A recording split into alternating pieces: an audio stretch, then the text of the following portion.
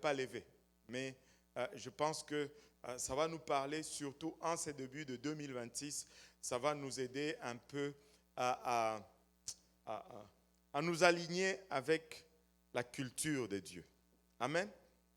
Et vous savez, nous vivons dans une société où on souligne beaucoup la culture. On dit qu'il faut être cultivé. Il faut avoir une culture. On va parler un peu de la culture, mais spécifiquement, on va parler de la contre-culture. Est-ce qu'on peut dire tous contre-culture?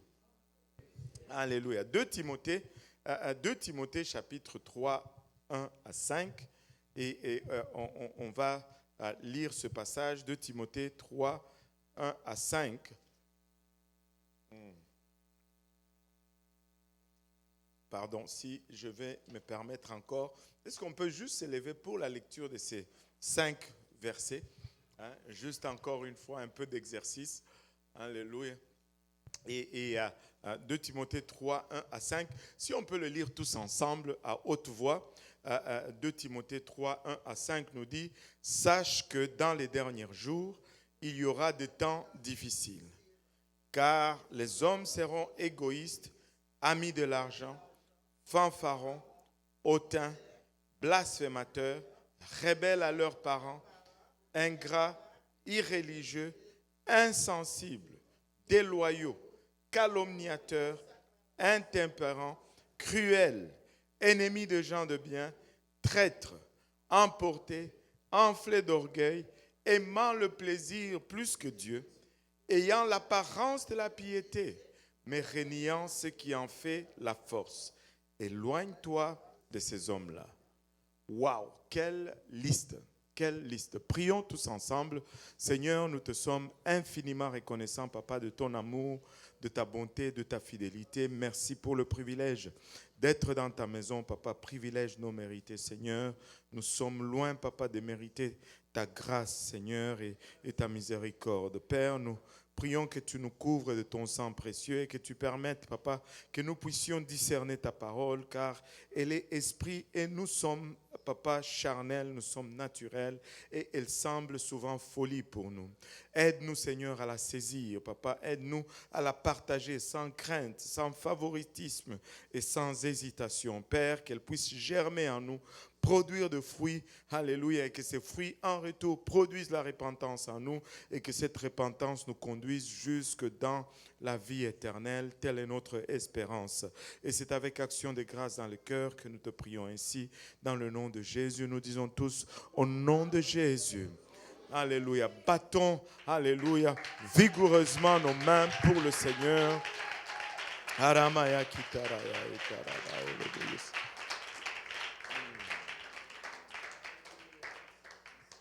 Et vous pouvez vous asseoir.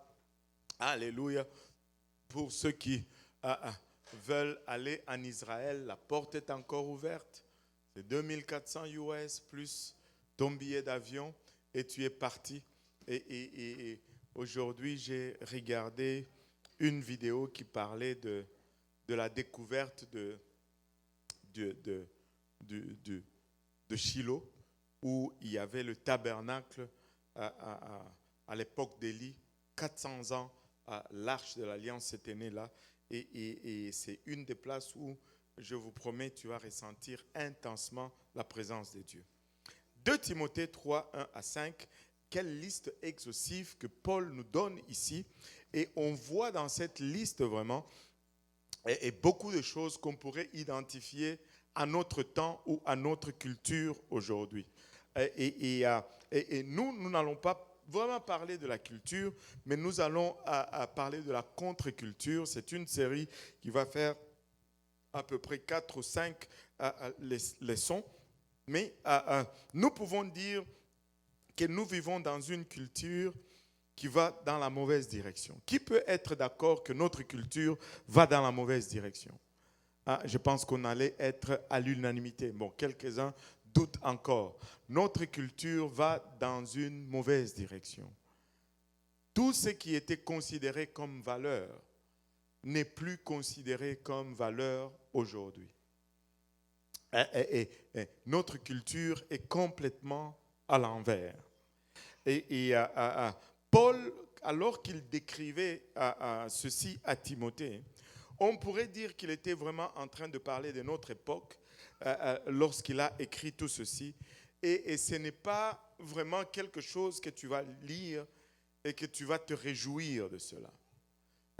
Quand tu lis 2 Timothée 3, ce n'est pas un esprit optimiste qui te saisit après avoir lu tout ceci.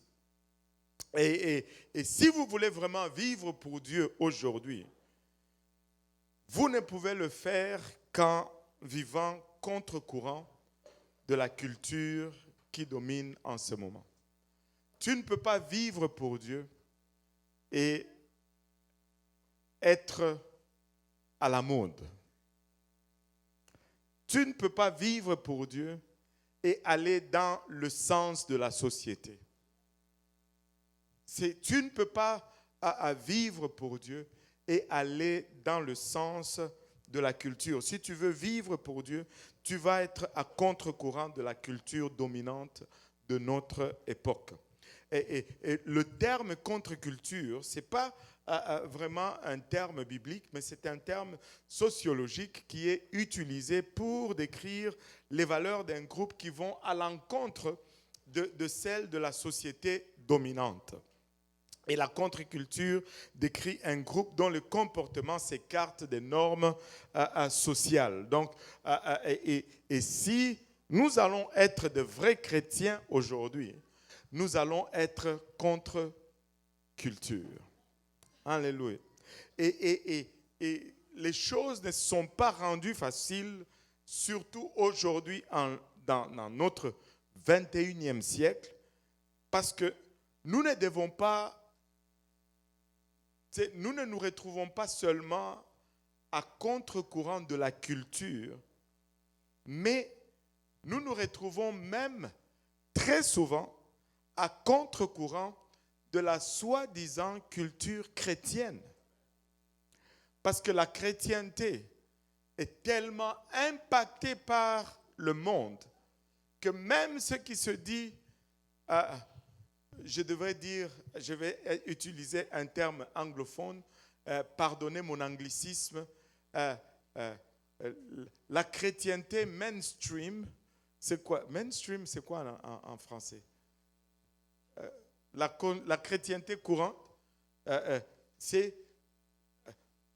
n'est pas biblique, n'est pas du tout biblique.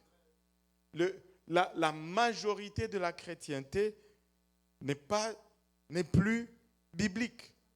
Et ce qui nous place dans une situation particulière, parce que non seulement nous sommes à contre-courant de la culture, mais nous sommes à contre-courant.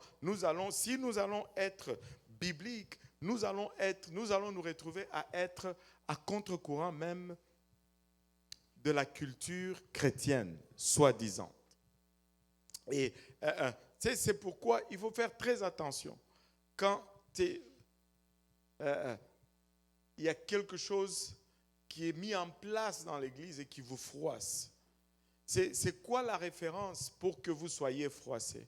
Est-ce que la référence est biblique ou la référence, c'est l'autre église du coin de la rue ou la référence, c'est la société d'où est née la frustration?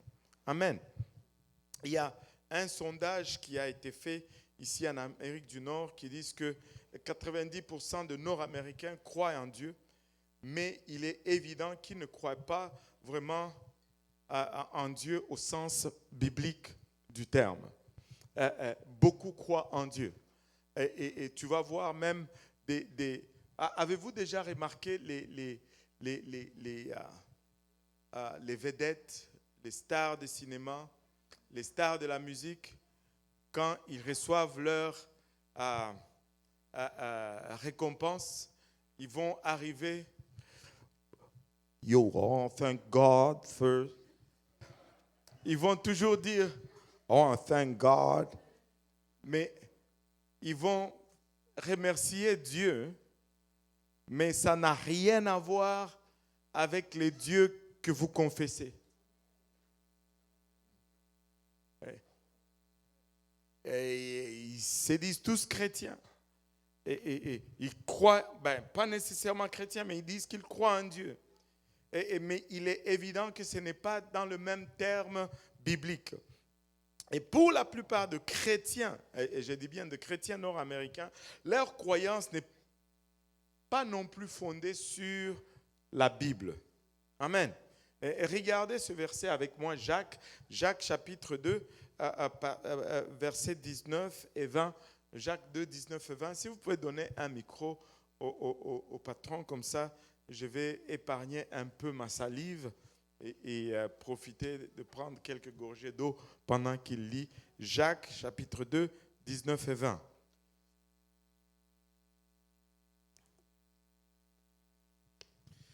Jacques 2, 19 et 20. Tu crois qu'il y a un seul Dieu, tu fais bien. Les démons le croient aussi et ils tremblent. Veux-tu savoir, ô homme vain, que la foi sans les œuvres est inutile? Waouh! Tu sais, la Bible dit, Jacques est en train de dire, tu crois qu'il y a un seul Dieu? C'est bien. Mais il y a d'autres, les démons. Vous savez que tous les démons sont unicitaires. Tous les démons sont unicitaires. Il croit qu'il y a... Il dit, tu crois qu'il y a un seul Dieu? Ça, c'est unicitaire. Tu fais bien, les démons le croient aussi. Donc, tous les démons sont unicitaires. Mais certains d'entre nous, nous croyons que Dieu est là. Mais ça nous laisse... Oui, il est là, et puis c'est fini. Mais eux, au moins, ils tremblent. C'est certains d'entre nous, nous avons la difficulté même à bouger quand nous adorons Dieu. Mais les démons, ils tremblent. Certains d'entre nous, nous croyons en Dieu, mais nous faisons le statut pour Jésus durant l'adoration. Mais eux, ils tremblent. Eux, ils tremblent. Les démons croient assez en Dieu pour trembler. Mais beaucoup de chrétiens vont dire qu'ils croient en Dieu, mais ils ne craignent pas Dieu. Ils veulent juste assez de Dieu pour les empêcher d'aller en enfer, juste assez de Dieu pour les faire entrer au paradis, mais pas assez de Dieu pour qu'il y ait un impact quelconque dans leur vie ici sur terre. Ça ne marche pas. Oui, je veux aller au ciel, mais ça doit commencer ici sur terre.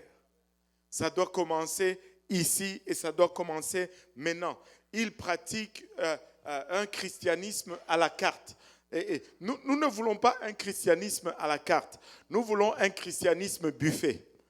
Amen. Qui aime les buffets ici? Alléluia. Le christianisme buffet, il est particulier dans le sens que, ce n'est pas un buffet où tu dis, bon, je choisis ce qui mange. Non, non. C'est un buffet de dégustation. Il faut tout manger. Alléluia. Il faut tout manger. Tu ne choisis pas, oh bon, ça oui, ça non. Moi, je veux juste le gâteau au fromage, mais pas le brocoli. Tu ne vas pas être en bonne santé. Il faut manger les brocolis aussi. Il faut manger la viande. Oh, la viande, il faut en manger. Ne vous limitez pas seulement au lait. Il faut manger la viande. Amen. Alléluia. Il faut manger la viande. Il faut manger les légumes. Il faut manger tout. Il faut tout manger. Nous ne voulons pas d'un christianisme à la carte. On choisit ce qu'on veut et puis le reste, non. Avez-vous remarqué? S'il y a quelque chose qui m'énerve, c'est quand ma femme fait la salade. Elle fait la salade, elle prend les piments rouges, les piments jaunes, les piments oranges, elle mélange tout, elle met à table. Et là, tu vois les enfants, hein, Sifa, et ils viennent, ils choisissent seulement les piments, ils laissent tout le verre là-dedans. J'ai dit, arrête ça, prends tout. Pour qui tu laisses le verre? Tu dois tout prendre. Ne choisis pas là-dedans. C'est tout, la salade. Alléluia. Et nous ne voulons pas de tel christianisme. Nous voulons le christianisme, tu prends tout et tu manges tout. Comme ça, tu deviens un chrétien équilibré. Amen. Alléluia. Et tu sais, les chrétiens à la carte, ce sont des chrétiens, on va dire, culturels. Mais, attendez un peu. Quand on parle comme ça, on peut être induit en erreur en pensant que, ce sont les autres. Ce n'est pas nous. Non, non, non. Ça doit commencer avec nous. Amen. Nous en avons aussi dans l'église apostolique. On veut ça, mais on ne veut pas ça. Non, non, non. On doit prendre tout. Nous ne pouvons pas dire nous croyons en Dieu, mais nous vivons comme si Dieu n'existait pas. Ça ne marche pas. Si nous croyons en Dieu, nous allons vivre comme si Dieu existait. Être chrétien, ce n'est pas juste être en mesure de citer toute la doctrine au courant de la journée, mais en aucun moment mettre cette doctrine en pratique, ce n'est pas ça. Être chrétien, ce n'est pas dire écoute Israël, écoute Montréal, écoute Saint-Laurent, l'Éternel, notre Dieu est le seul Éternel, mais cela implique que ça doit avoir une incidence sur notre vie quotidienne. Si nous ne faisons que blablater et que nous ne mettons pas en pratique, c'est comme si nous étions des athées apostoliques. Des apostoliques qui ne croient pas dans l'existence de Dieu. On se dit apostolique, mais on vit comme si Dieu n'existait pas. Regardez un peu Proverbe 9. Proverbe 9, verset 10, nous dit ceci. Le commencement de la sagesse, c'est la crainte de l'Éternel, et la science des saints, c'est l'intelligence. Le commencement de la sagesse, c'est la crainte de l'Éternel. Quand tu commences à vivre constamment avec la présence de Dieu, une présence constante de Dieu, tu commences à devenir sage. Dieu n'est pas seulement à l'église. Dieu n'est pas seulement durant mon moment de prière. Dieu se partout. Vous savez que vraiment, pour de vrai, là, Dieu, ça commence à la maison.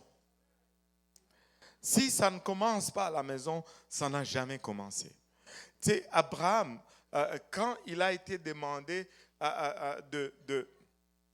d'aller offrir son fils Isaac en sacrifice, il n'a pas allumé le feu lorsqu'il s'est retrouvé au sommet de la montagne.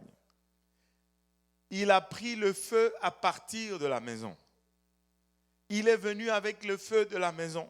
Et on ne doit pas être en feu seulement quand on arrive à l'église. Le feu doit partir de la maison. On doit être des apostoliques à partir de chez nous à la maison. Soyons des chrétiens, de croyants apostoliques, non des athées apostoliques. Et quand on devient conscient de Dieu en permanence, on commence à vivre sagement. On commence à vivre sagement. Regardez le psaume 36, le verset 2 et le verset 3. Psaume 36, 2 et 3. La parole impie du méchant est au fond de mon cœur. La crainte de Dieu n'est pas devant ses yeux. Car il se flatte à ses propres yeux pour consommer son iniquité, pour assouvir sa haine. Et si tu ne lis pas attentivement, si tu ne portes pas attention aux mots, tu peux passer à côté de ce que le psalmiste veut nous dire ici. Regarde un peu la version Osterval. Et ça va donner juste ça va accentuer quelque chose. L'impiété du méchant me dit au fond de mon cœur que la crainte de Dieu n'est point devant ses yeux. Waouh! Ça me dit au fond de mon cœur. Et remarquez, il ne dit pas dans le cœur du méchant. Quand on lit ceci, on se demande, mais qui est ce méchant dont il parle ici? Le méchant de qui il parle la pensée, dont il déclare la pensée ici, c'est qui? C'est nous tous.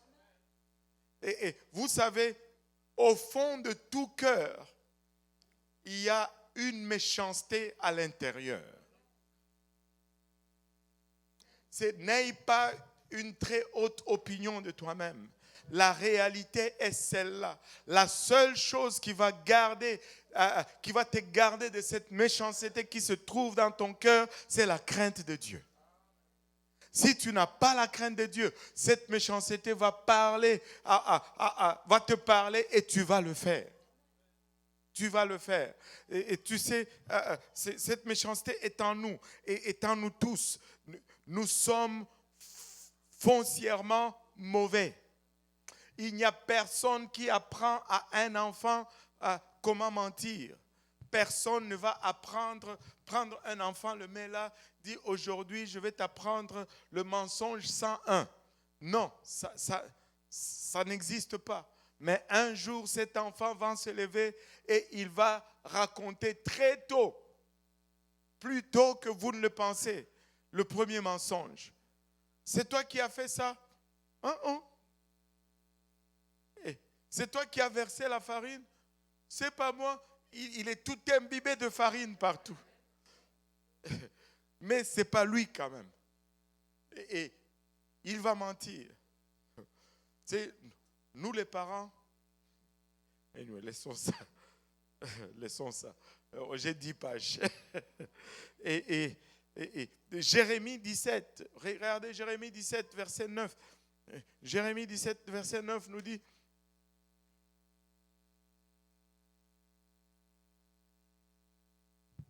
le cœur est tortueux par-dessus tout et il est méchant.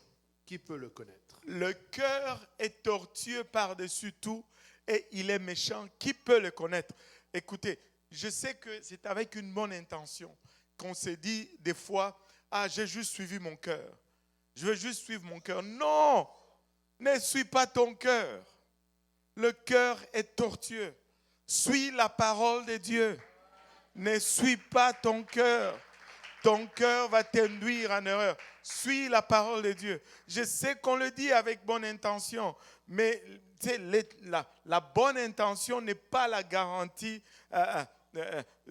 ou la certitude du bien. Il n'y a que la parole de Dieu qui est la certitude du bien. Suis la parole de Dieu. Alléluia. C'est pourquoi Psaume 119, verset 11 nous dit: je garde ta parole dans mon cœur afin de ne pas pécher contre toi. Je ne veux pas suivre mon cœur, je dois suivre la parole de Dieu. La parole de Dieu doit me guider. La parole de Dieu doit être le maître. La seule chose qui te retient, vraiment, qui retient cette méchanceté dans ta vie, c'est la crainte de Dieu. La crainte du Seigneur, ce n'est pas une terreur. La crainte du Seigneur, ce n'est pas un tremblement. La crainte du Seigneur, c'est un respect révérentiel. Alléluia. On n'a pas de crainte vis-à-vis de nos parents. On ne craint pas, je ne crains pas mon père, mais j'ai de la révérence pour mon père. Et je peux aller librement, enfin, quand il était en vie, quand j'avais besoin, j'allais librement vers mon père, sachant qu'il est le pourvoyeur. Mais quand il était là, sa présence commandait respect.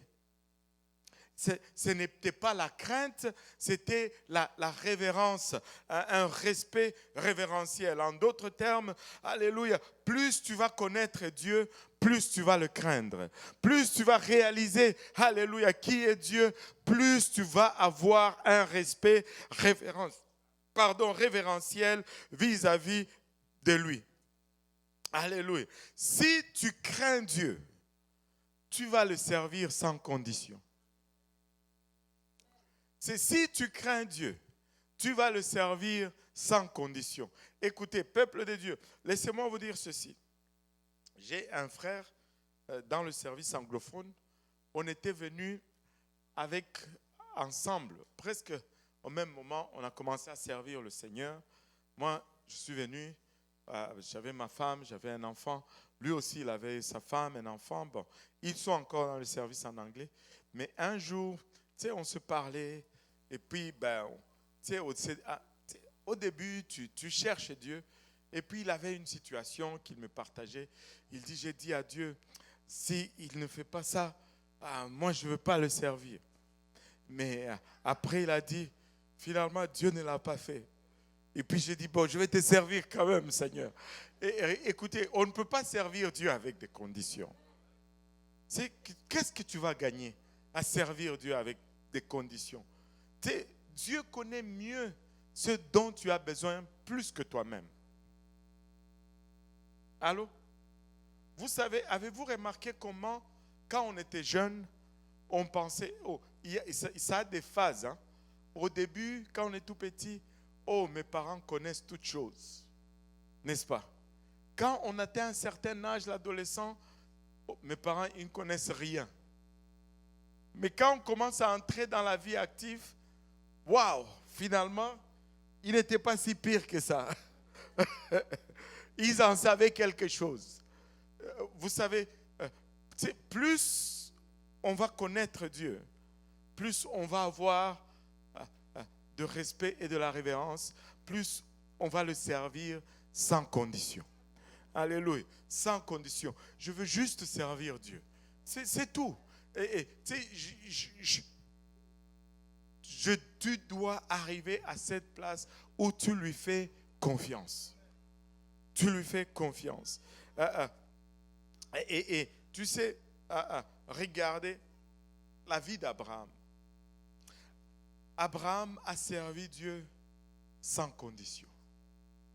Tu sais, il a marché avec Dieu avec une promesse. Je vais te donner un enfant. Mais il a attendu 25 ans. Et laissez-moi un peu souligner l'ardeur ou la difficulté des 25 ans de l'attente d'Abraham. Si tu as 15 ans, Dieu te fait une promesse et que tu dois attendre 25 ans, c'est une chose.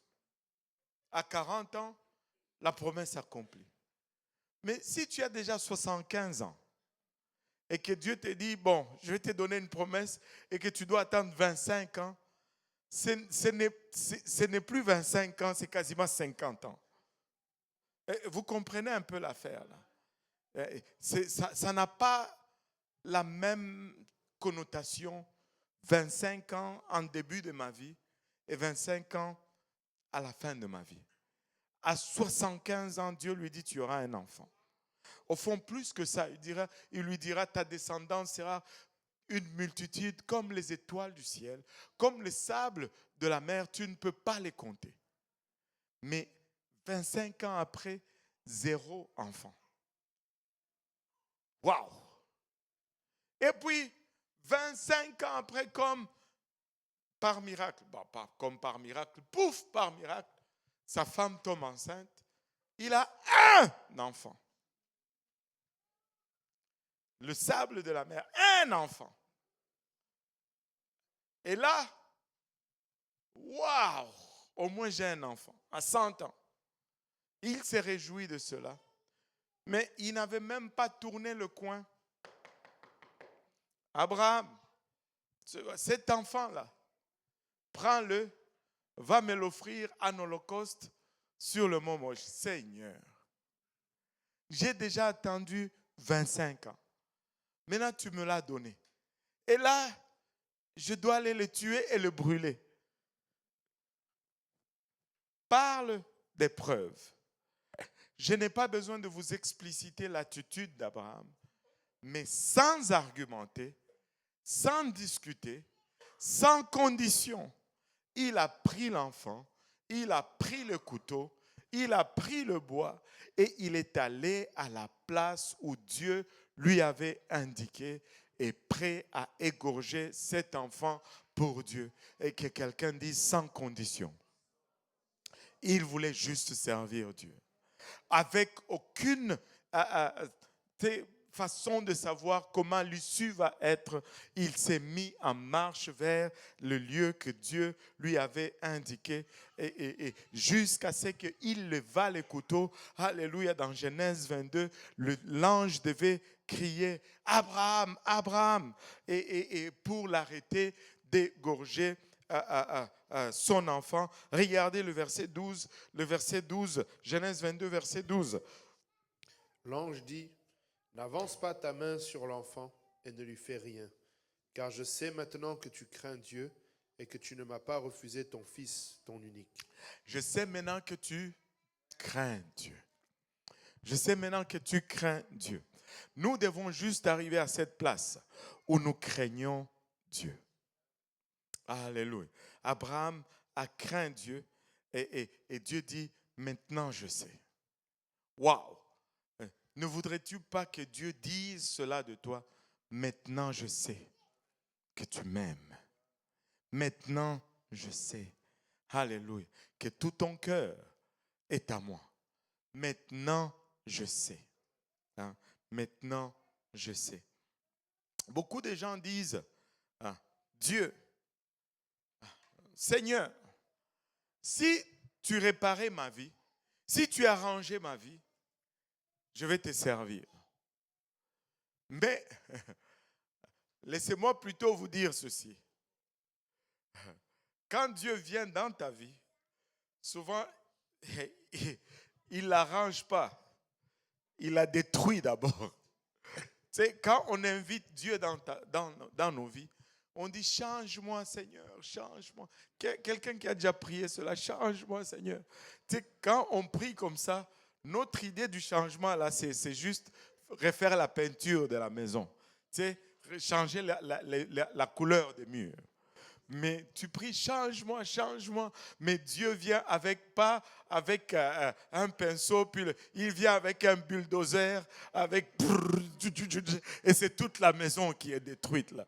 Non, pas tant, Seigneur, je voulais un changement. Non, il faut tout raser et construire à neuf. Il faut tout raser et construire à neuf. Dieu veut te donner un cœur nouveau, une vie nouvelle. Alléluia, un nouveau début, un nouveau commencement. Il veut tout raser et partir à nouveau. Il ne veut pas juste masquer ce qu'il y avait. Mettre la peinture sur du papier peint. Non, ça va s'écailler. Ça va s'écailler. Dieu veut tout refaire.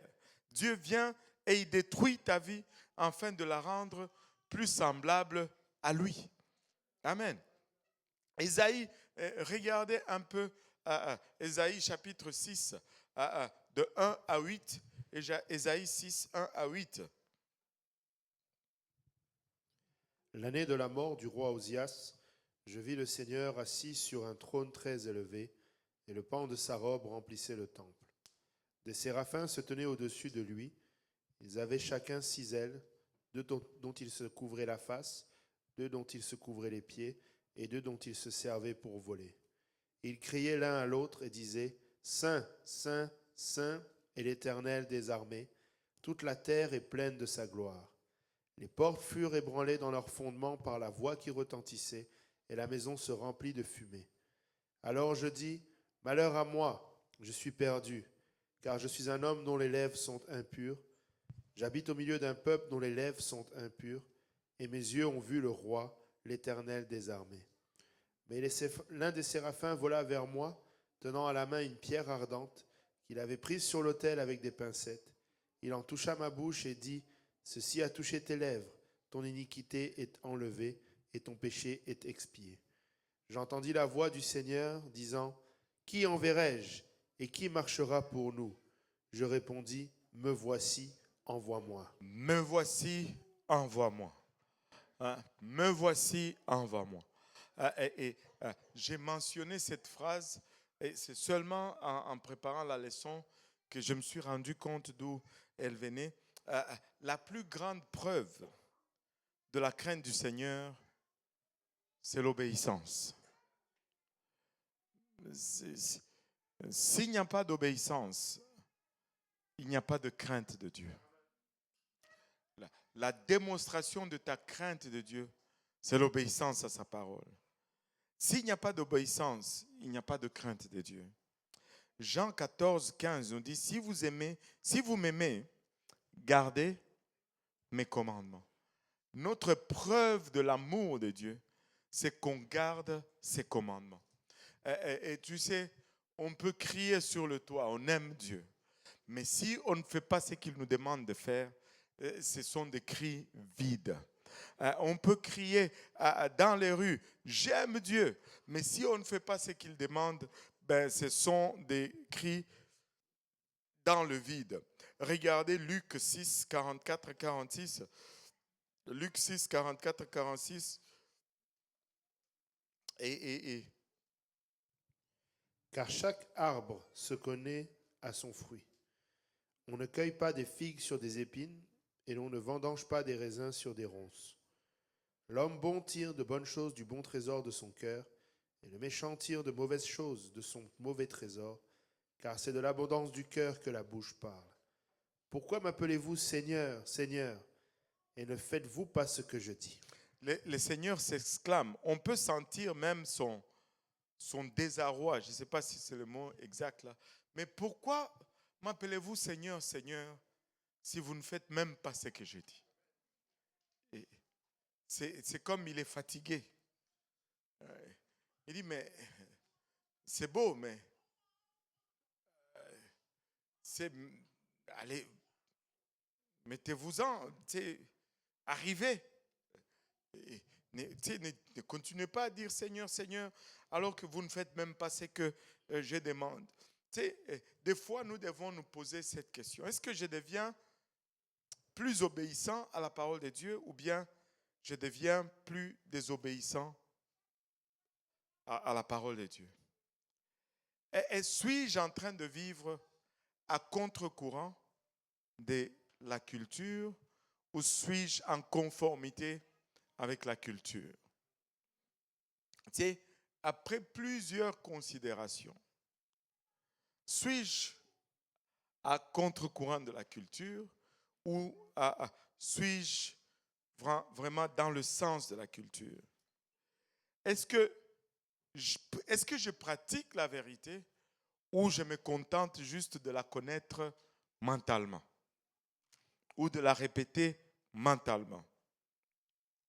Maintenant, parce que si je vis dans le sens du courant, si je ne deviens pas obéissant à la hauteur de la connaissance que j'acquiers, et si je vis à la conformité de la culture actuelle, je suis, et que je connais la vérité verbalement, je la déclare, mais ma vie n'est pas l'image de cette vérité. Encore une fois, je vais utiliser ce terme, je suis un athée apostolique. Un apostolique non-croyant. Mais comment savoir si je suis un athée apostolique? Il y a de ces points qui vont ressortir. Si je suis un athée apostolique. Beaucoup de soi-disant chrétiens établissent leurs priorités comme s'ils disaient ceci. Je crois en Dieu. Si je demandais qui croit en Dieu, on va avoir 100% ici. Je crois en Dieu, mais c'est une phrase qui ne doit jamais être suivie par un mais. Je crois en Dieu, mais je fais confiance à l'argent. Beaucoup d'entre nous, surtout dans cette société matérialiste aujourd'hui, nous vivons comme ça. Ils comptent sur leur argent pour leur bonheur et leur sécurité. Et si tel est le cas, c'est comme si les finances ou l'argent devient notre sauveur fonctionnel. Nous ne vivons pas à la grâce de notre compte en banque. Nous vivons à la grâce du Seigneur Jésus-Christ. Luc 12, verset 34, nous dit ceci. Luc 12, 34, et ça, c'est une des déclarations qu'on comprend souvent à l'envers. Et Luc 12, 34.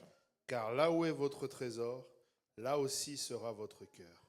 Très souvent, nous vivons comme suite la conception de l'homme par instinct. C'est que là où est mon cœur, là aussi est mon trésor. Non, ce n'est jamais le cœur qui guide le trésor. C'est le trésor qui guide toujours le cœur. Écoutez, si tu as laissé 100 000 $ dans le tiroir de ta commode à la maison aujourd'hui, ton cœur va être là-bas. Ne va pas être ici. Allô? Ce n'est pas les 100 000 qui vont te suivre ici, c'est ton cœur qui va aller là-bas. Amen. Oh, alléluia, amen, gloire à Dieu. Et au fond, si tu veux avoir le cœur quelque part, investis ton argent dans cette affaire. Allô? Et tu sais, si tu veux vraiment que l'Église et les choses de Dieu, l'œuvre de Dieu soient prioritaires, investis ton argent dans l'œuvre de Dieu. Tu vas voir que tu vas dormir, tu penses à l'œuvre de Dieu. Tu te lèves, tu penses à l'œuvre de Dieu parce que ton trésor est là-dedans. Mais si tu mets ton argent à la bourse, la bourse monte, ton cœur monte. La bourse descend, ton cœur descend. Allô? Alléluia, amen, gloire à Dieu. Tu mets ton argent dans les rayères, crash économique, crash du cœur aussi. Nous avons choisi de mettre l'argent dans l'œuvre de Dieu. Si nous avons le cœur à l'œuvre, c'est parce que tout ce que nous avons se trouve ici, là. Nous n'avons rien. Au point où le gouvernement commence à nous investiguer. Savez-vous que mes comptes sont bloqués pour le moment parce qu'ils veulent que je leur donne les preuves que j'ai données à Dieu. J'ai donné à Dieu. Qu'est-ce que vous voulez que je vous dise?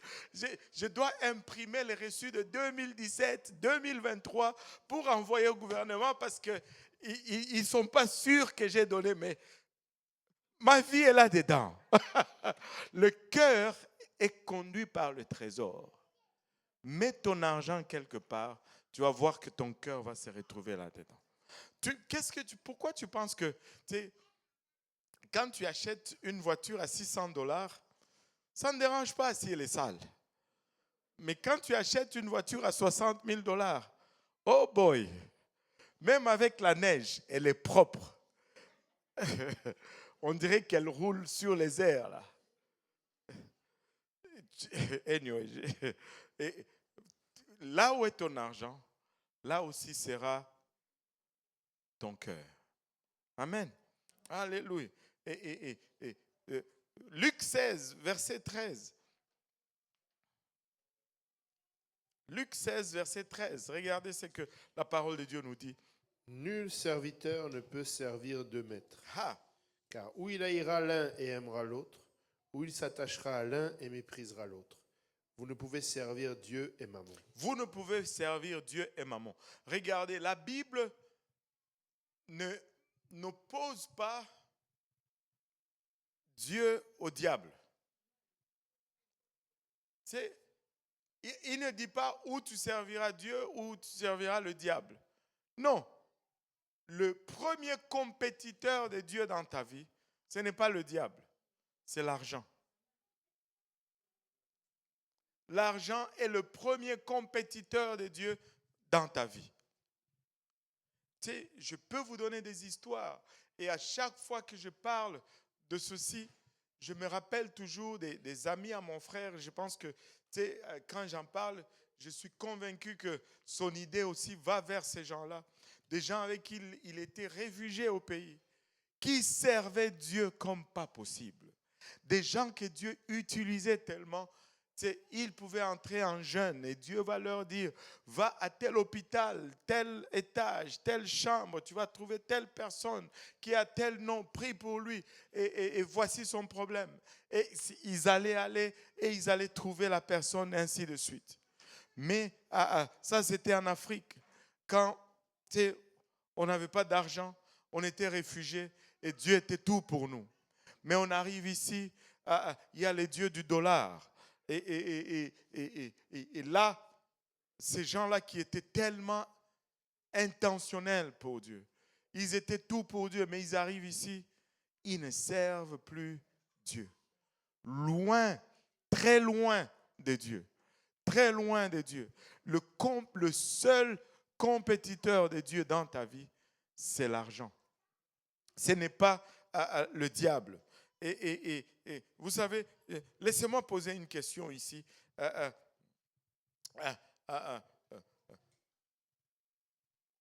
Est-ce que tu sers Dieu et tu utilises l'argent, ou bien tu sers l'argent et tu utilises Dieu?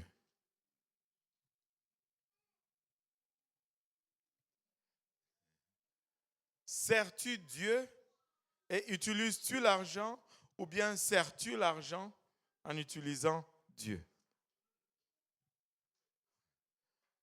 Il y a une forte différence là-dedans. Amen. Si tu fais vraiment confiance en Dieu, si toute ta confiance est en Dieu, laissez-moi faire une déclaration ici. Si tu fais vraiment confiance en Dieu, tu vas devenir irrationnellement satisfait. Si tu fais confiance en Dieu, tu vas être satisfait, ça ne va pas faire de sens. Ta satisfaction ne va pas être rationnelle. Parce que on va le regarder selon les standards de la vie, dit mais ça ne fait aucun sens. Mais tu es joyeux. Tu as le sourire, tu dis ta grâce me suffit. Et de façon irrationnellement. Quand tu fais confiance en Dieu, tu vas dormir même lorsque tu n'as rien. Regardez ce que Paul dit à Timothée, 1 Timothée 6, 6 à 10. Si nous mettons pleinement confiance en Dieu, nous allons être irrationnellement satisfaits. Tu sais, on va avoir rien, mais ça ne va pas nous affecter. On va être content. La vie est belle. Amen. 1 Timothée 6, 6 à 10. C'est en effet une grande source de gain que la piété avec le contentement. C'est en effet une grande source de gain que la piété avec le contentement. Continue. Car nous n'avons rien apporté dans le monde, et il est évident que nous n'en pouvons rien emporter. Si donc nous avons la nourriture et le vêtement, cela nous suffira. Mais ceux qui veulent s'enrichir tombent dans la tentation, dans le piège et dans beaucoup de désirs insensés et pernicieux qui plongent les hommes dans la ruine et la perdition. Car l'amour de l'argent est une racine de tous les maux, et quelques-uns, en étant possédés, se sont égarés loin de la foi et se sont jetés eux-mêmes dans bien des tourments. Hey, avez-vous remarqué, il dit, et se sont jetés eux-mêmes. Ce n'est même pas le diable qui les a jetés dans le tourment. C'est eux-mêmes qui se sont jetés dans le tourment à cause de l'amour de l'argent. Écoutez, tu sais, j'ai parlé 2 reprises cette semaine, je parlais à quelques jeunes, je leur dis, il faut savoir se rassasier. Tu sais, il faut savoir arriver à une place où tu dis, bon, c'est bon. Je ne dis pas que, tu sais, ok, si Dieu veut te bénir, accepte les bénédictions, mais pas à n'importe quel prix. Il faut savoir dire à un moment donné que, bon, je suis correct. Je ne veux pas courir après. Tu sais, avez-vous remarqué que des fois,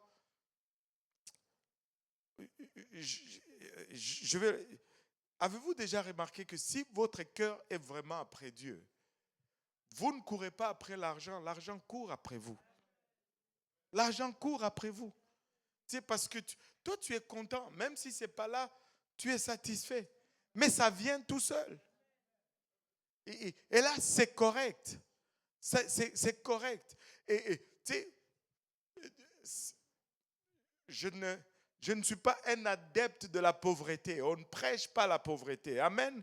On n'est pas des miséreux. mais on n'est pas, on ne veut pas être avare non plus.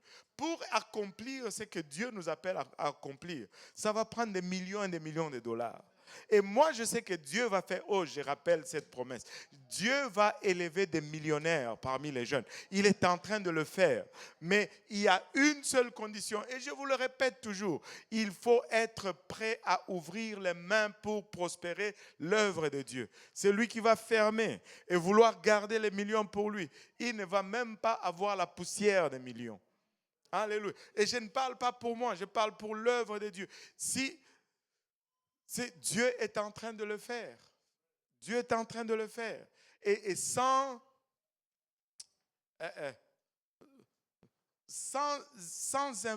effort intense.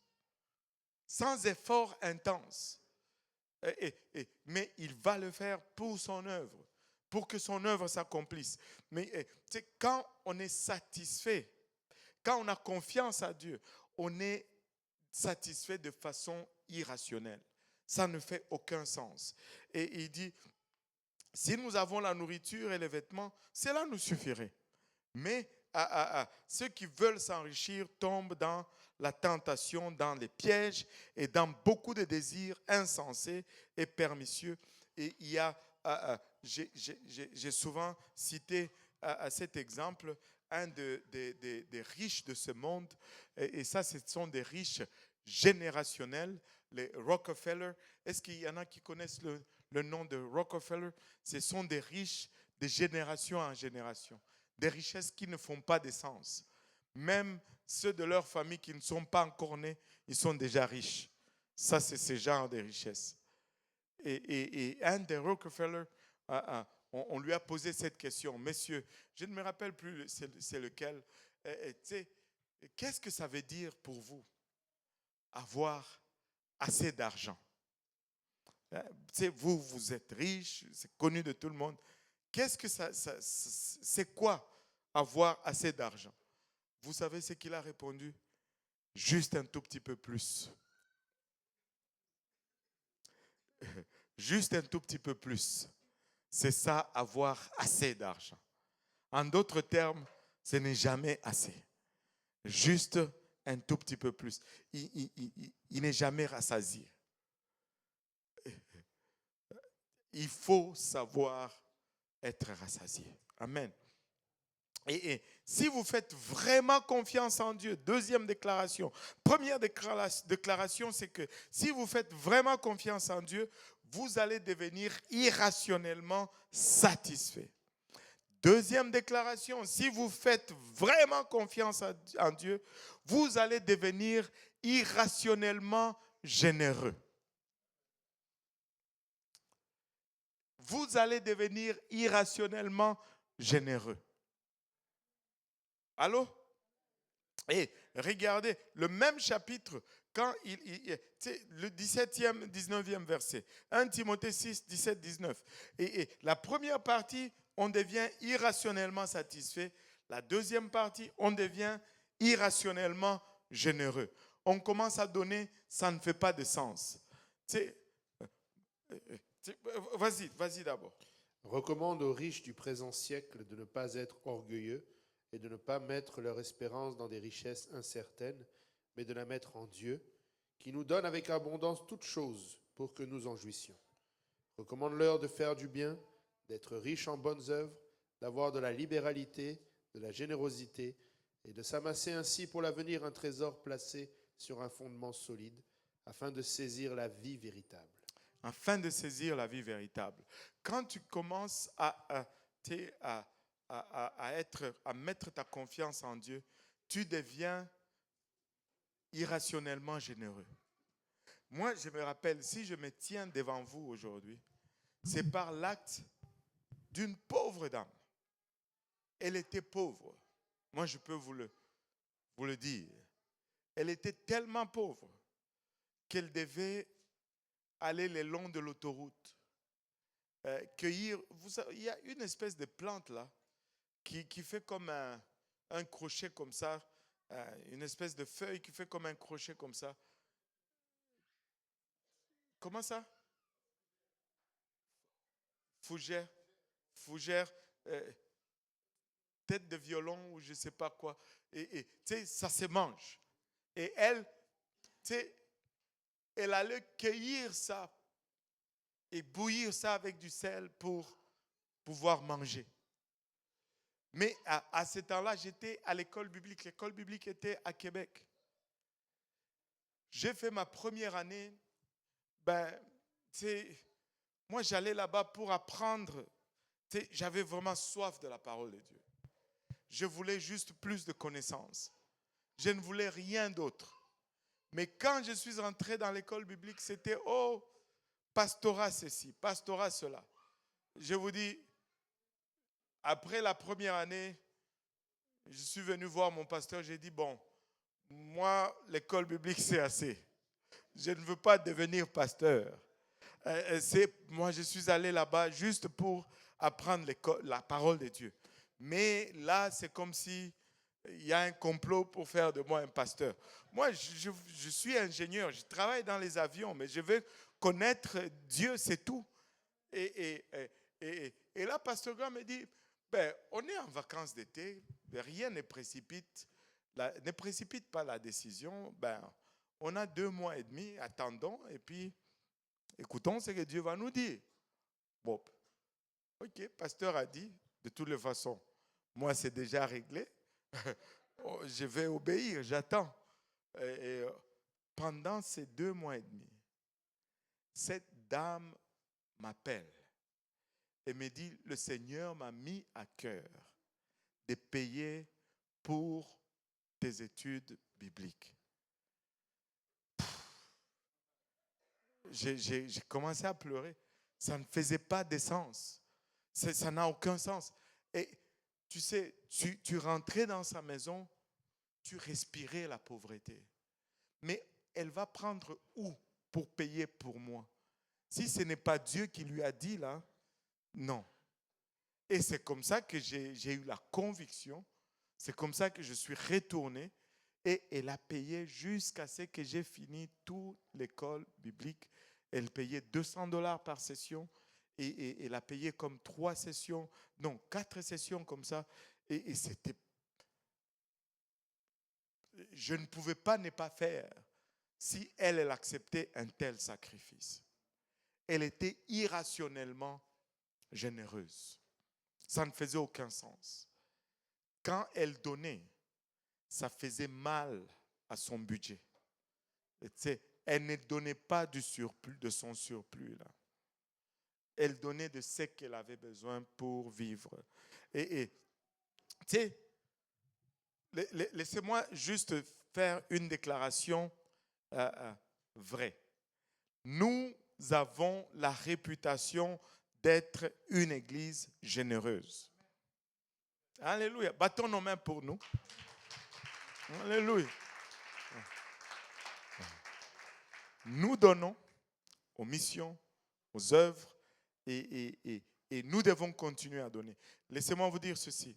Il faut que nous bâtissons les églises.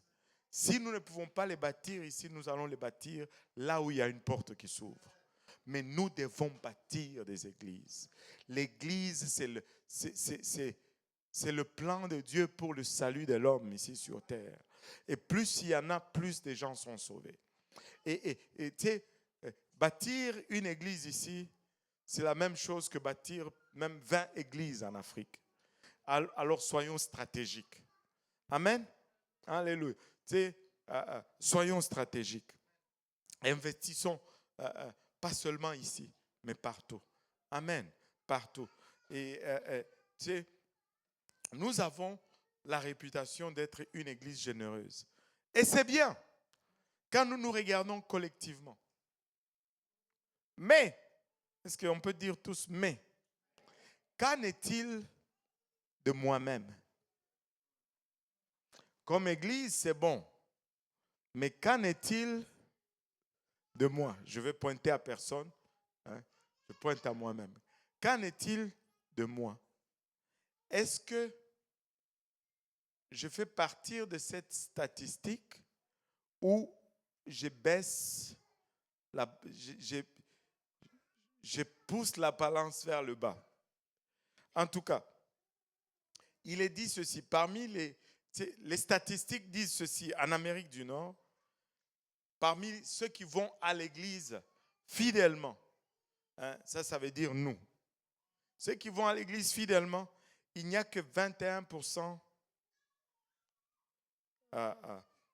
il y a 21% de tous ceux qui vont fidèlement à l'église, il y a 21% qui ne donnent rien du tout à l'église.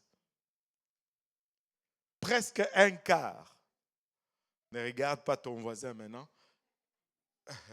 Donc à chaque 4 personnes, il y en a un qui ne donne pas du tout. Bon, ça dépend de où on commence à compter. et ça devient encore plus triste parce que 71% des gens donnent moins que 2% de leurs revenus à l'église. Alors qu'on est supposé donner 10%.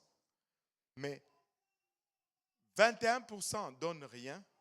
71%, là on est déjà à 92, donnent moins que 2%. Donc il n'y a que 18% qui donnent vraiment plus que 10% pour qu'on puisse fonctionner comme on fonctionne. Imaginez-vous si 50% participaient. On ferait beaucoup plus que ce qu'on est en train de faire. Imaginez-vous, imaginez-vous si 100% participaient à cet effort. L'Église n'aurait jamais, on n'allait jamais faire de levée de fonds. On n'allait jamais avoir des choses comme, oh bon, il y a tel cas. Non. On n'allait jamais passer le temps à faire des appels de fonds. On allait consacrer tout ce temps juste à prêcher la doctrine. Allô? Tu sais, dis-toi toi-même, je vais faire ma part. Tu vois des fois des grandes personnes, des personnes, tu sais, adultes, responsables, même, tu sais, va donner $20 de dîmes par mois. J'ai dit, mince, mais comment tu as fait pour vivre?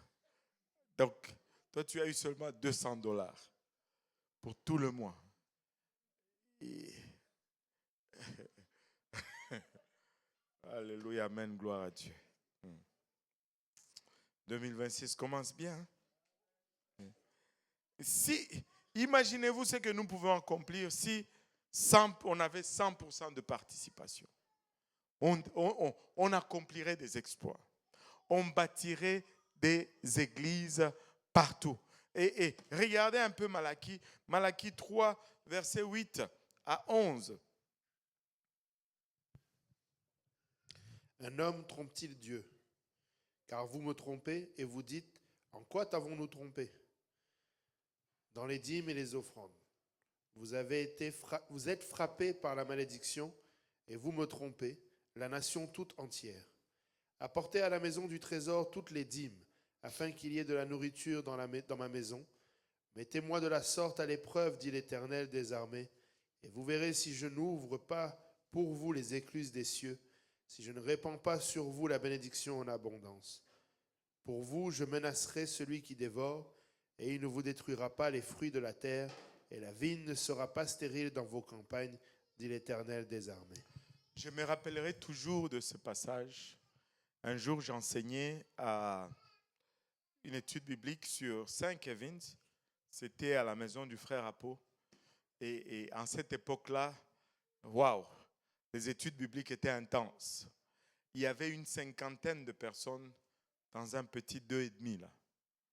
Et un jour, pendant que j'enseignais, le frère Ludovic était en train de faire la cuisine et la cuisinière ou le four, là, il a pris feu. et c'était la belle époque. C'était la genèse de J. Péniel. Et c'était intense.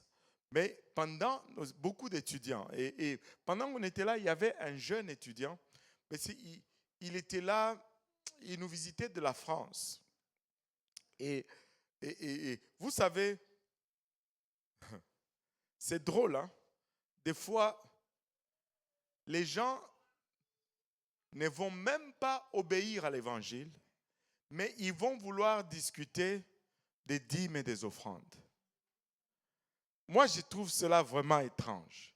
C'est comme si toi, tu habites l'Afrique, mais tu veux discuter des impôts et des taxes au Canada. Sois d'abord résident permanent.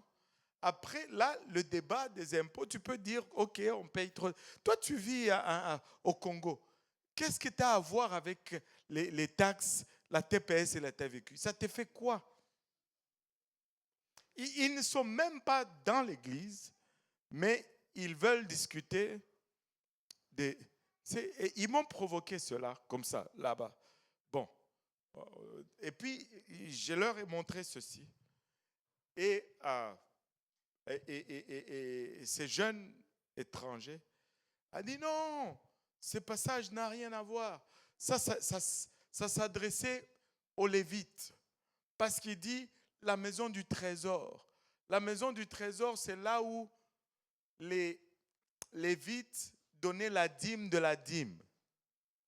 Mais ça ne s'adresse pas à nous. Ça s'adressait aux Lévites. Ah bon, vous savez, c'est quoi?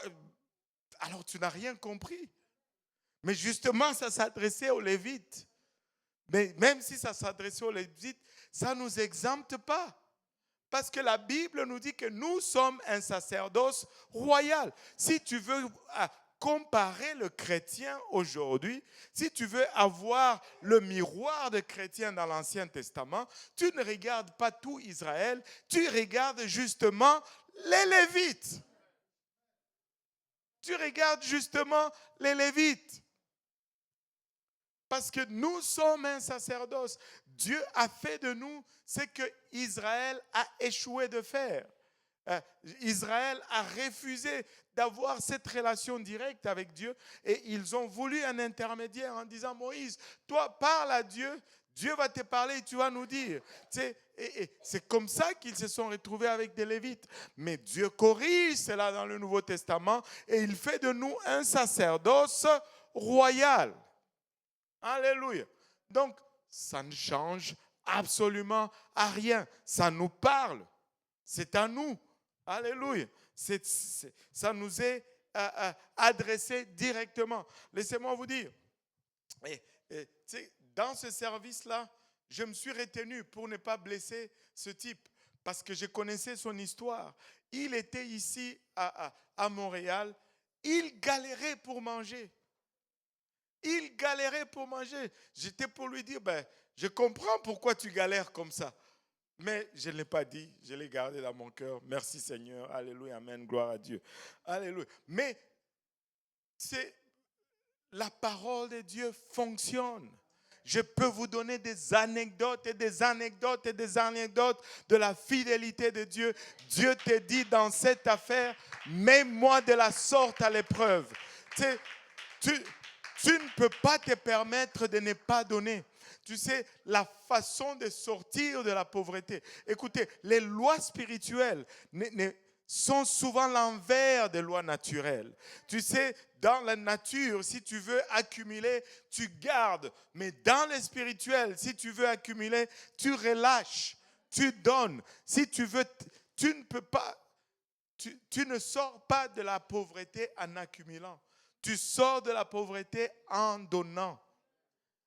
Et ça fonctionne. Laissez-moi vous dire, ça fonctionne. Je sais d'où Dieu m'a tiré. Ça fonctionne. Donne. Donnez et il vous sera donné. Alléluia. Une bonne mesure, secouée, bien pressée, jusqu'à ce que ça déborde. La loi pour avoir, c'est donner. Tu peux prier comme tu veux, jeûner pour devenir riche.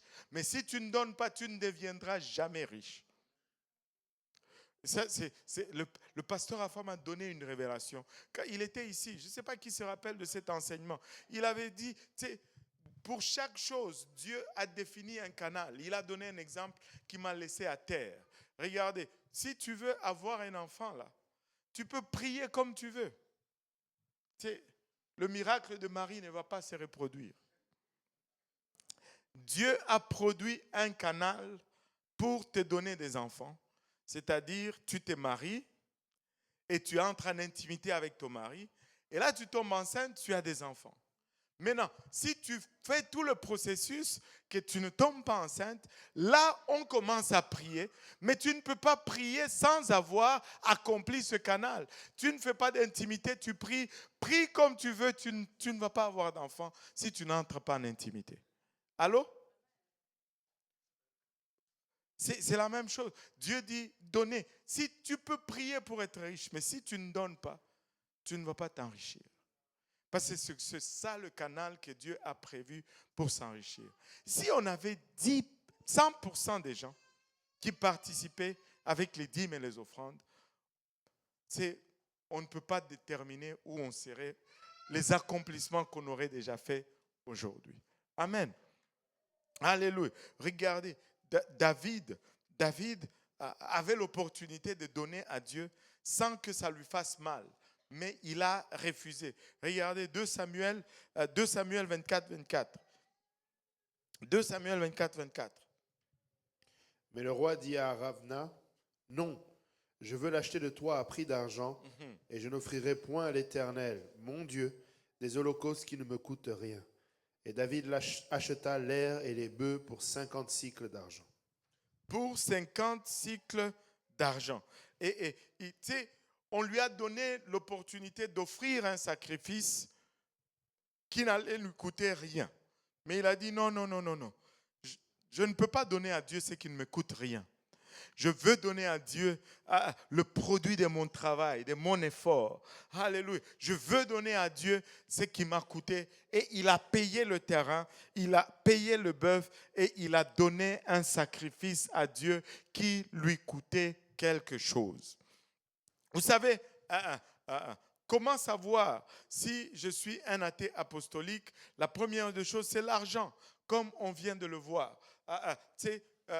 Si je suis un croyant apostolique, je vais être irrationnellement généreux et je vais être irrationnellement satisfait. Mais il y a un autre élément qui nous dit si on est un athée apostolique ou pas, c'est comment on gère notre temps. Que tout le monde dise le temps.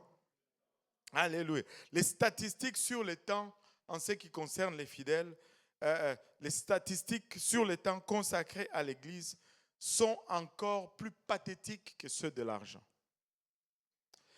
Des fois, on peut même donner l'argent. Mais le temps, oh mon Dieu, ça c'est autre chose. Savez-vous que nous vivons sur le temps que Dieu nous a alloué? Le temps que nous avons là, c'est Dieu qui nous le donne en partant. Hein? Déjà, on peut argumenter même à tort, c'est toujours à tort. Oh, c'est mon argent, je travaillais, Ouais, ton argent, ok, c'est bon. Mais qu'en est-il du temps là? Le temps que tu as converti en argent. C'est toi qui, tu as travaillé pour avoir le temps? Non, tu l'as. Dieu il t'en fait cadeau. Mais combien de ce temps est-ce que tu retournes à Dieu? Juste par reconnaissance. C'est comme si quelqu'un te donne $1000 et il te demande demain, donne-moi juste $100. Tu dis ah non. Demain, je ne sais pas s'il va te donner encore un autre 1000. N'est-ce pas? Alléluia. Les statistiques du temps sont encore plus pathétiques que celles de l'argent. Regardez Ésaïe 29, verset 13.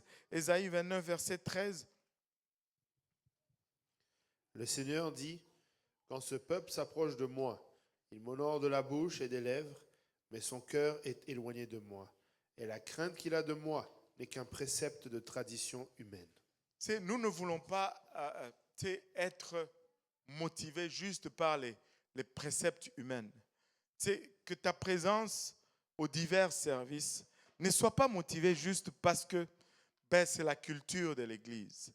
Non, Tu veux venir parce que tu veux connecter avec Dieu. Tu veux venir parce que tu veux sentir cette présence de Dieu. Tu veux venir parce que c'est un temps que tu consacres à Dieu, pas une question de routine. Si tu es là juste par routine ou juste pour faire ministère, mon ami, c'est la plus triste des investissements que tu es en train de faire. Ce n'est pas le ministère qui va nous y faire parvenir. C'est notre relation avec Dieu qui va nous y faire parvenir. J'espère que tu es là vraiment avec l'intention de connecter avec Dieu, de le connaître davantage et de lui faire honneur le plus possible. Que tu n'es pas là juste pour cocher des cases afin qu'on puisse voir que tu as fait ceci ou tu as fait cela. Ça serait la chose la plus triste qui puisse exister. Et nous voulons juste le faire par amour pour Dieu. Alléluia. Apocalypse 3, 14 à 17.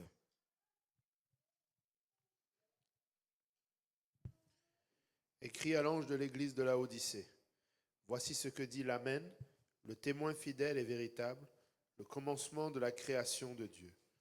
Je connais tes œuvres, je sais que tu n'es ni froid ni bouillant. Puisses-tu être froid ou bouillant?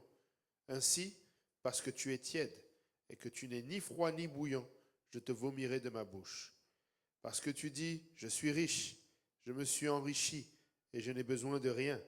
Et parce que tu ne sais pas que tu es malheureux, misérable, pauvre, aveugle et nu. Et nu.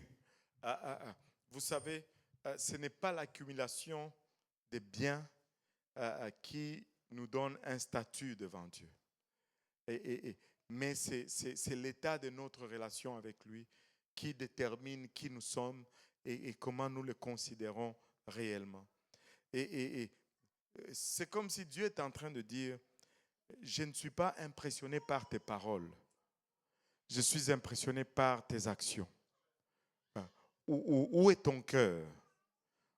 Où est ton cœur? Es-tu vraiment en train d'aspirer à cette relation avec moi ou tu veux juste mettre une façade ou une apparence? Et imagine un peu Dieu qui regarde le mode de vie de plusieurs chrétiens apostoliques aujourd'hui. Ça doit rendre littéralement Dieu malade. Les choses dans lesquelles les gens vont s'impliquer alors qu'ils prétendent être chrétiens. Ils prétendent vivre pour Dieu. Ce sont des chrétiens culturels qui sont dans la tendance. Ils connaissent toutes les tendances. Mais ce que Dieu définit comme tendance, ce n'est pas vraiment là où se trouve leur affection. Ce n'est pas Hollywood ou Paris Match ou Place Vendôme, je devais dire, qui détermine ce qui est tendance. C'est la parole de Dieu qui détermine ce qui est tendance pour nous. Et Jérémie 2, verset 32, Jérémie 2, verset 32, on est en train de tendre vers la fin. Accordez-moi juste un peu de temps. Jérémie 2, 32. La jeune fille oublie-t-elle ses ornements, la fiancée sa ceinture? Et mon peuple m'a oublié depuis des jours sans nombre. Depuis des jours sans nombre. Et écoutez, tu dois avoir une intimité avec Dieu. Tu dois avoir un temps où tu passes seul avec Dieu. Et quand je parle le temps d'intimité, permettez-moi d'être un peu vulgaire. Ce n'est pas dans les moments d'intimité que tu fais des demandes. Allô? Je veux une voiture, chérie. Je veux une nouvelle robe. Ça ne marche pas comme ça. Ça, ce n'est pas le temps d'intimité. Le temps d'intimité, c'est là où tu es vulnérable, où l'autre voit tout ce que tu es et toi, tu vois tout ce que l'autre est. Un temps où tu es sondé, où tu es à nu, exposé. Et quand on est en intimité avec Dieu, on doit être à nu. Ce n'est pas le temps de faire des demandes. Non. Ça, ce n'est pas le temps de l'intimité. tu gaspilles le temps de l'intimité. Le temps de l'intimité, ce n'est pas le temps de faire du combat. Non, non. Dieu te montre qu'est-ce qu'il y a là-dedans. C'est là où Dieu te change. C'est là où Dieu, tu es là juste dans la présence de Dieu, sans demande. Et là où même des choses qui sont en toi, que tu ne connaissais pas, ça monte à la surface. Et là, c'est juste des larmes qui coulent. C'est Dieu, j'ai besoin d'être changé. J'ai besoin d'être changé. Je suis loin de ton image. J'ai besoin d'être changé. Ne gaspille pas le temps d'intimité. Tu n'amènes pas une tierce personne dans l'intimité. Tu y rentres toi seul avec Dieu. Quand tu es dans l'intimité avec Dieu, ce n'est pas le temps de parler d'une autre personne. C'est toi. Il y a un temps d'intercession à ne pas confondre avec un temps d'intimité avec Dieu. Amen. Alléluia. Alléluia. Alléluia. Comment est-ce que un chrétien culturel va agir? Comment un chrétien tiède agit? Je vais juste citer, énumérer des points. Et nous allons juste essayer de naviguer le plus loin de ces points possibles. Amen. Premier point, un chrétien tiède va chercher l'acceptation des gens plutôt que l'acceptation de Dieu. C'est l'opinion des gens va compter plus que l'opinion de Dieu. Si tu es tiède dans ta marche avec Dieu. Point suivant. Un chrétien tiède va en faire juste assez à l'église pour soulager sa culpabilité. Il va faire juste assez pour dire, j'ai fait. Non, ce n'est pas pour ça qu'on fait. On fait pour servir. Amen. Et tu sais, un chrétien tiède, le point suivant, il va mesurer sa spiritualité en se comparant aux autres. Ça n'a rien à voir. Parce que nous ne commençons pas toujours à la même place. Il y en a qui viennent des familles compliquées. Il y en a qui viennent avec un avantage des familles stables. On ne peut pas se comparer l'un à l'autre. On se compare toujours à soi-même. Par rapport là où je suis aujourd'hui, est-ce que je suis mieux que là où j'étais hier? C'est ça la vraie comparaison que tu vas faire. Ne te compare pas à quelqu'un d'autre. Tu seras à côté. Tu seras à côté. Un chrétien tiède, il va témoigner rarement du Seigneur aux autres. Quand il est avec les autres, on se demande même s'il est chrétien. Surtout s'il n'y a pas un autre chrétien à côté. Et il est une agence, il est un membre du service secret. Vous savez, dans l'armée de Dieu, il n'y a pas de service secret. Tout le monde, ce sont des soldats, des fantassins, ils portent l'uniforme. Le service secret, il n'y a pas de James Bond dans l'armée de Dieu, là. Il n'y en a pas. Et point suivant, il ne donne que lorsque cela ne nuit pas à son niveau de vie ou à son confort. C'est là où il va donner. Il va donner du surplus. Mais quand ça commence à déranger son confort, ne compte pas sur lui pour la levée des fonds. Et un chrétien tiède, point suivant, il veut les avantages de servir Dieu sans les responsabilités de servir Dieu. Les privilèges vont toujours venir avec des responsabilités. S'il n'y a pas de responsabilité, il n'y a pas d'avantage. Allez demander à Ésaü. Ésaü a voulu avoir les bénédictions du droit d'aînesse sans les responsabilités du droit d'aînesse. ben, il n'a jamais rien eu. Ça ne marche pas comme ça. Un chrétien tiède, il va penser davantage à la vie ici sur terre qu'à l'éternité. Paul nous dit, si c'est seulement dans cette vie que vous comptez sur le Seigneur, vous êtes le plus malheureux de tous. Et ce n'est pas seulement ici. Nous visons l'au-delà. Nous visons les rues pavées d'or. Nous visons une éternité dans sa présence. Un endroit où il n'y a plus de larmes, où il n'y a plus de douleur, ni de peine. C'est ça notre finalité. Même si la vie ici sur terre est la plus misérable, laissez-moi vous dire, si je franchis cette ligne de la bonne façon, j'aurai réussi à 100%. Mais tu peux mener la meilleure de vie ici.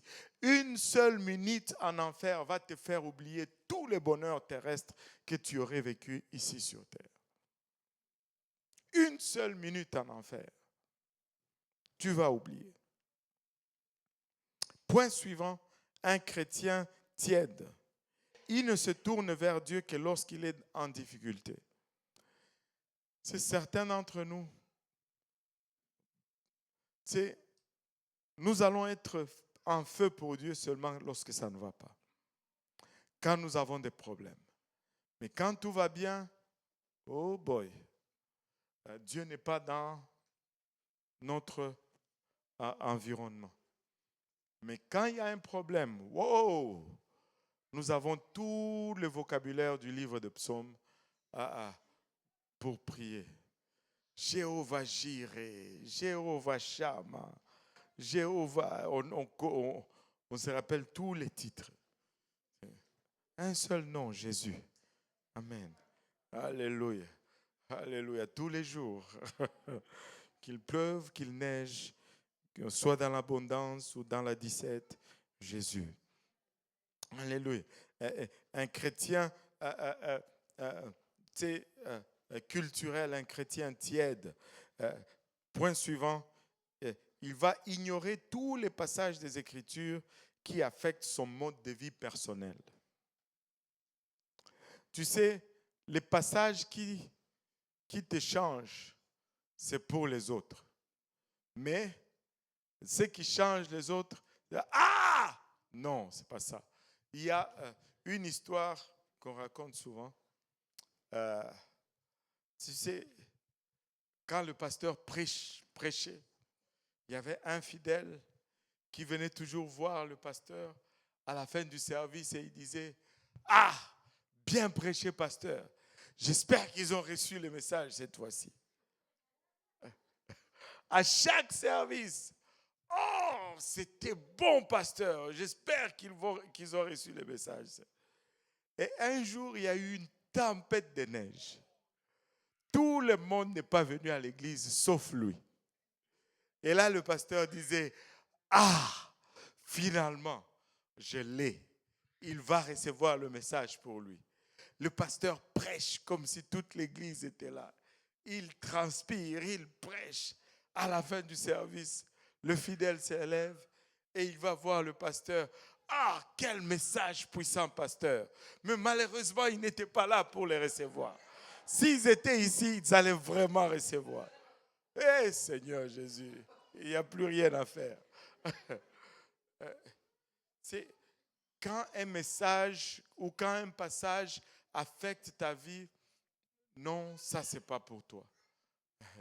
Non. La parole de Dieu, c'est pour nous changer, justement. Tu sais, si un médicament n'a pas d'effet sur ta vie, ce médicament t'est inutile. Allô? Ça t'est inutile. Il faut que ça ait un effet sur ta vie. Si ça n'a pas d'effet sur ta vie, ça sert à quoi? Ça ne sert à rien, c'est un placebo. C'est ça, placebo? Bon, ça ne marche pas. Il faut que ça ait de l'impact. Alléluia. La parole de Dieu, c'est pour me changer. C'est pour nous changer. Et au final, ces chrétiens-là n'est pas très différent du reste du monde. Allô? n'est pas différent du reste du monde. Et quelques passages en clôture de cette étude et quelques passages, Éphésiens 5, 15 à 17, Éphésiens 5, 15 à 17.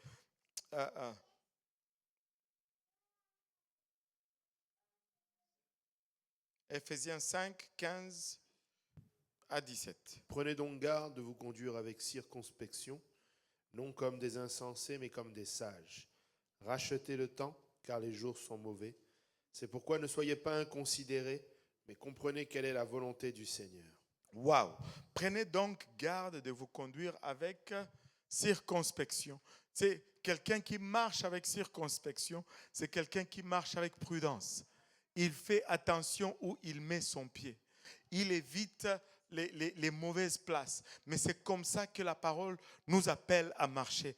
Marchons avec circonspection. Ne mets pas le pied n'importe où. Et tu sais, si tu fais comme ça, tu es fou. Tu es insensé.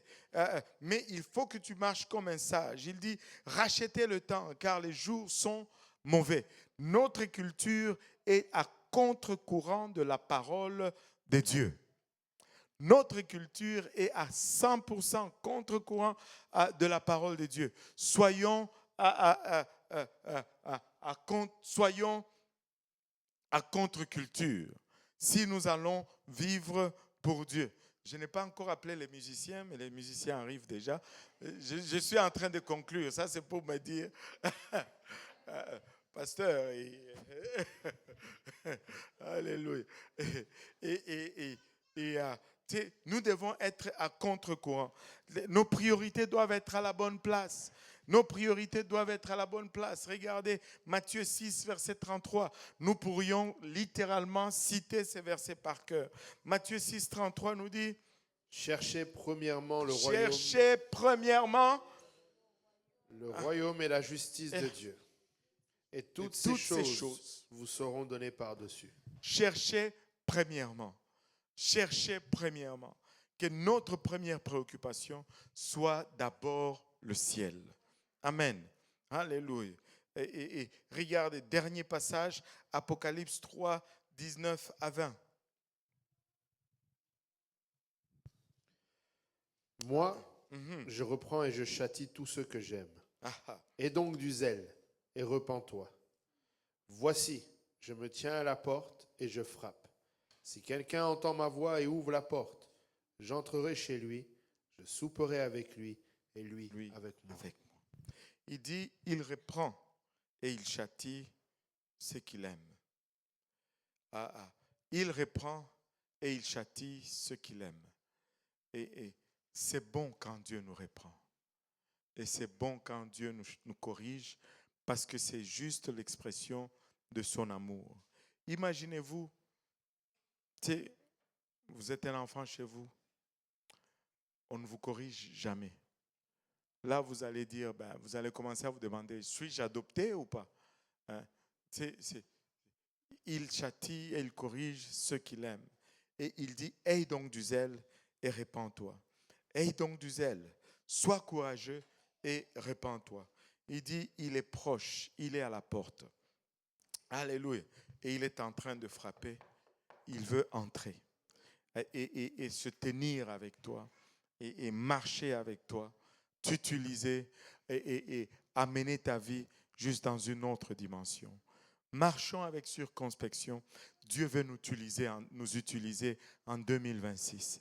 Dieu veut se servir de nous pour bouleverser cette société. Mais pour le faire, nous sommes appelés à être à contre-courant. Nous sommes appelés à être contre-culture. Si nous sommes trop selon cette culture, nous devons nous questionner vraiment si nous pratiquons la chrétienté biblique. Alléluia. Est-ce qu'il y a des questions là-dessus? J'ai fini pour aujourd'hui.